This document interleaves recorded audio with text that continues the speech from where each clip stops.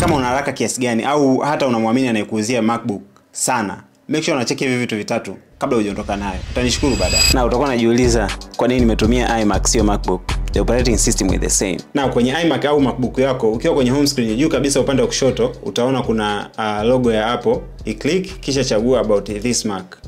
Hapa utaona baadhi ya specifications za hiyo mashine. Utaona chipset inayotumia, utaona RAM, utaona serial number, lakini vile vile utaona operating system. Na ukipay attention hapo utaona kwamba umeona RAM lakini sio storage. Ukitaka kuona storage, njoo kwenye settings, shuka chini mpaka kwenye general, then chagua storage.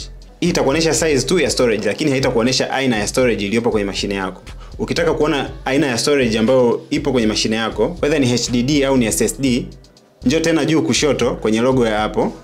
Sasa kabla hujai-click, hold button ya option, then i-click. Ukisha i-click utaona option ya kwanza kabisa juu inasema system information. Chagua hiyo kisha itafunguka hii window. Kwenye hii window shuka mpaka kwenye option ya storage, chagua storage, then chagua disk ya kwanza kabisa juu, alafu shuka chini sehemu iliyoandikwa medium type.